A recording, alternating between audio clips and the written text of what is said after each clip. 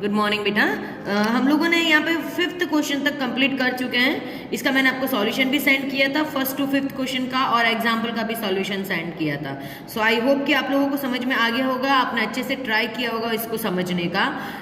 सब क्वेश्चन के अंदर कुछ भी नहीं है, ज्यादातर अपने को फैक्टर्स फाइंड करना है, तो आपको बस फैक्टर फाइंड करना आना चाहिए। अगर आपको फैक्टर फाइंड करना आ गया तो आपको ये सारे क्वेश्चन बहुत ही इजी हो जाएंगे। एक बार मैं आपको वापस से समझा देती हूँ कि फैक्टर कैसे फाइंड करते हैं। बड़े ही सिंपल तरीके से हम लोग फैक्टर फाइंड करते हैं। जैसे कि अगर मैं आपको ये रिविजन करवा रही हूँ, ओके।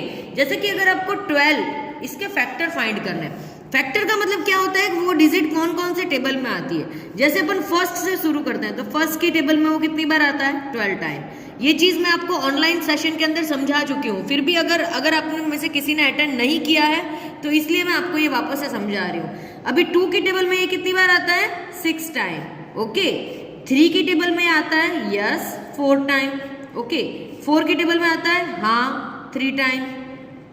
5 की टेबल में आता है, नहीं आता है। 6 की टेबल में आता है, हाँ आता है। तो ऐसे आपको सारी टेबल चेक करनी है। 7 की टेबल में आता है, नहीं आता है। 8 की नहीं, 9 की नहीं, 10 का नहीं। तो यहाँ पे सारी 1 to 10 टेबल मेनली चेक करना होता है। तो 1 to 10 टेबल चेक कर लिया। अब यहाँ पे अपन ने जितने डिजिट्स लिखी है ना, इस डिजिट्स में से अलग अलग डिजिट जो है वो उसके फैक्टर माने जाएंगे। डिजिट को रिपीट नहीं कर रहा है। जैसे 1 2 3 4 6 12 इतनी डिजिट आई। तो यहाँ पे इसके 12 के फैक्टर्स कौन कौन से माने जाएंगे, 1 2 3 4 6 एंड 12। ये किसके हो गए, 12 के फैक्टर्स। तो इस तरीके से आपको कोई भी डिजिट के फैक्टर्स फाइंड करना है। अगर आप डिजिट के फैक्टर फाइंड करने सीख गए तो आपको कोई भी क्वेश्चन में कोई भी प्रॉब्लम नहीं आएगी, ठीक है। अब हम लोग स्टार्ट करते हैं क्वेश्चन नंबर 6 से। Find the largest common factor of 15 27 and 36। अब जब आप फैक्टर फाइंड करना सीख जाओगे ना तो फिर आप डायरेक्टली फैक्टर लिख सकते हो। आपको पूरा इतना लंबा प्रोसेस करने की जरूरत नहीं है। जैसे यहाँ पे हमें फैक्टर्स किस किस के फाइंड करना है, 15 के, 27 के और 36 के। तो जब आप फाइंड करना सीख जाओगे ना तो आप इजीली डायरेक्टली फैक्टर्स लिख सकते हो। देखो जैसे कि 1 तो सबका फैक्टर होता ही है। अब 15 2 की टेबल में आएगा, नहीं आएगा। 3 की टेबल में आएगा, हाँ आएगा। 4 की टेबल में नहीं, 5 की टेबल में आएगा, 6 की टेबल में नहीं आएगा, 7 में नहीं, 8 में नहीं, 9 में नहीं, 10 में नहीं, ओके। अब 1 की टेबल में कितनी बार आएगा, 15 टाइम। 3 की टेबल में 5 टाइम और 5 की टेबल में 3 टाइम। तो मतलब सारे डिजिट्स यहाँ पे आ गए। तो इस तरीके से आप लोग शॉर्ट में भी फैक्टर लिखना सीख जाओगे जब आपको फैक्टर फाइंड करने आ जाएंगे। अभी हम लोग 27 के लिखते हैं। तो 27 3 की टेबल में आता है और 9 की टेबल में आता है और अपनी खुद की टेबल में आता है, बस और किसी टेबल में नहीं आता है। तो यहाँ पे 27 के फैक्टर लिख दिए। इस तरीके से हम लोग लिखेंगे 36 के फैक्टर। 36 किस किस की टेबल में आता है पहले ये याद करो। 2 की टेबल में आता है, यस। 3 की टेबल में, हाँ। 4 की टेबल में, काउंट करके देखो, 4 5 जा 20, 4 6 जा 24, 4 7 जा 28, 4 9 जा 36 आता है 4 की टेबल में। 5 में नहीं आता है। 6 की टेबल में, यस, 6 6 जा 36। 7 में नहीं आता। 8 में 8 4 जा 32, 8 5 जा 40 नहीं आता है। 9 की टेबल में, यस, आता है, 9 4 जा 36। तो इस तरीके से आप सारी टेबल चेक करो। अब ये चेक करो 2 की टेबल में कितनी टाइम आया था। 2 की टेबल में इसको डिवाइड करके देखो 36 को 2 से, 2 1 जा 2, 1 6, 2 8 जा 16। तो मतलब 2 की टेबल में कितने टाइम आया था, 18 टाइम। 3 की टेबल में कितनी टाइम आया था, डिवाइड करके, ओके। तो अभी 3 की टेबल में कितनी बार आता है हम लोग चेक करेंगे। तो 36 डिवाइड बाय 3, 3 1 जा 3, 3 2 जा 6, मतलब कितनी बार आया, 12 टाइम। हमेशा इन डिजिट को असेंडिंग ऑर्डर में लिखने का ट्राई करो, ठीक है। तो एक बार आप इनको रफ में लिखना, फिर आप फेयर में कर सकते हो। 2 की टेबल में 18 टाइम, 3 की टेबल में 12 टाइम, 4 की टेबल में 9 टाइम, 6 की टेबल में 6 टाइम। तो हो गए, ये सारे हो गए 36 के फैक्टर। अभी हमें क्या का फाइंड करना था, लार्जेस्ट कॉमन फैक्टर। तो अब इन सब में से आप ये देखो कि कौन सी डिजिट है जो सब में आ रही है। तो देखो एक तो 1 तो सब में आ ही रहा है, फिर ये 3 जो है ये सब में आ रहा है, और कोई डिजिट है जो सब में आ रही है, नहीं। तो इसका मतलब लार्जेस्ट कॉमन फैक्टर क्या हो गया, 3, ठीक है। इस तरीके से हम ये क्वेश्चन सॉल्व करेंगे। ऑलरेडी मैं आपको ये सॉल्व करवा चुकी हूँ। अब आप यहाँ पे देखो question number 7। 2 can of milk contain 20 and 30 litre milk respectively. 2 milk के कैन है जिसमें 20 और 30 लीटर मिल्क आता है, एक में 20 आता है, एक में 30 आता है। What is the measure of the largest utensil so that which can measure both can completely? मतलब ऐसा आप कौन सा बर्तन लोगे जो जिसमें से दोनों कैन के मिल्क जो है वो आसानी से मेजर हो सकते हैं। तो इसमें आपको ये वाली चीज फाइंड करनी है, लार्जेस्ट डिविजिबल नंबर। ओके, तो आप क्या करोगे, इसमें भी 20 और 30 के फैक्टर्स निकालोगे और उसमें से सबसे बड़ा नंबर कौन सा है, लार्जेस्ट डिविजिबल नंबर कौन सा है, वो आप सबसे बड़ा कॉमन फैक्टर फाइंड करोगे। तो सेम ही चीजें हैं बेटा। अब यहाँ पे देखो, find the largest common factor of the following. 8 के फैक्टर यहाँ पे लिखना है, फैक्टर ऑफ 16, 16 के फैक्टर यहाँ पे लिखोगे, दोनों में से कॉमन निकालो और उसमें से लार्जेस्ट निकालो। एक मैं आपको सॉल्व करके दिखाती हूँ, दूसरा आप खुद सॉल्व करोगे।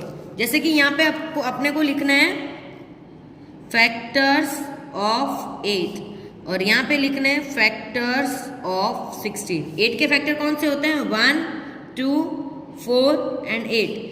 16 के कौन से होंगे, 1, 2, 4, 8 एंड 16, बस इतने ही होंगे।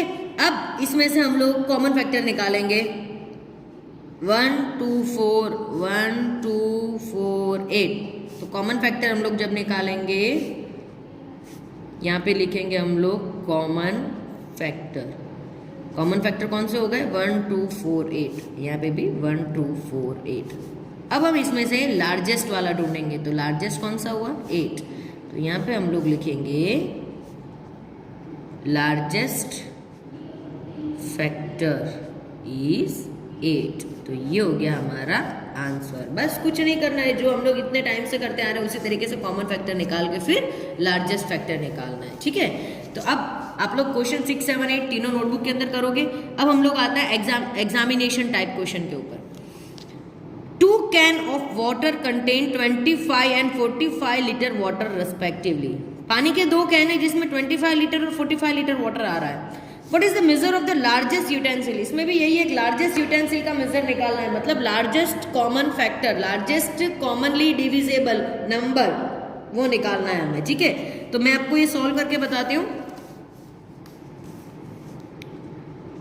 एग्जामिनेशन टाइप क्वेश्चन, ठीक है। इसका सबसे पहला है क्वेश्चन नंबर 1। अब यहाँ पे हम लोग निकालेंगे सबसे पहले फैक्टर्स 25 का और 45 का। 25 के फैक्टर 1, देन 5, देन 3 की टेबल में आता है क्या, नहीं आता है। और किसकी टेबल में आएगा ये 25, 5 5 25, और कोई टेबल में आएगा, नहीं आएगा, तो सीधा 25। 45 किस किस की टेबल में आएगा, 1 की टेबल में आएगा। फिर 45 3 की टेबल में आएगा, डिवाइड करके देखो, 3 1 3, 1 5, 3 5 15, यस, तो ये 3 की टेबल में भी आएगा। फिर 5 की टेबल में आएगा ना, 9 5 45। 3 की टेबल में कितनी टाइम आया, 15 टाइम, फिर 45। तो ये हो गए इसके फैक्टर। अब इसमें से हम लोग ऐसे डिजिट निकालेंगे जो कंप्लीटली डिविजिबल नंबर है और दोनों के अंदर है, लार्जेस्ट। तो यहाँ पे क्या हो गया, largest completely divisible number is 5। तो यहाँ पे हमको क्या लिखना है, what is the measure of the largest utensil so that which can measure both can completely. तो लार्जेस्ट यूटेंसिल का मेजर कौन सा हो गया, 5, ठीक है। तो यहाँ पे लिख सकते हो आप लोग, so the largest utensil will be of 5 litre. Okay, इस तरीके से इस क्वेश्चन को आपको कंप्लीट करना है। अब बेटा यहाँ पे देखो, क्वेश्चन 2 क्या करना है, लार्जेस्ट कॉमन फैक्टर निकालना है, आपको आता है। क्वेश्चन 3 30, 50 और 70 में से divisible number, largest divisible number निकालना है, वो भी आपको आता है।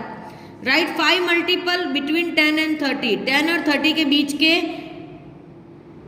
5 के मल्टीपल्स लिख रहे हैं। तो 5 के मल्टीपल्स कौन कौन से होंगे जो 10 और 30 के बीच में आएंगे, टेबल बोलो और चेक करो। Right 3 multiple of 3 greater than 22, 22 से बड़े 3 के 3 मल्टीपल लिखने हैं, मतलब 3 की टेबल बोलो, 22 के बड़े आंसर कौन कौन से आते हैं वो 3 आंसर्स लिखने हैं आपको। Find the largest number by which 15, 45 and 60 are divisible completely.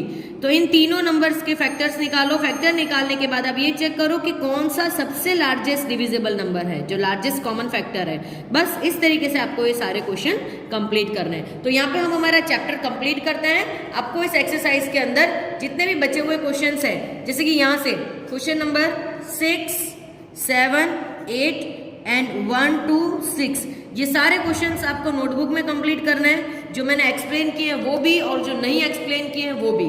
After then I will send you the solution, then you can check your answer with the solution. If you have any query you can call before 2 o'clock. Okay, so try to complete the chapter, then we will start a new chapter.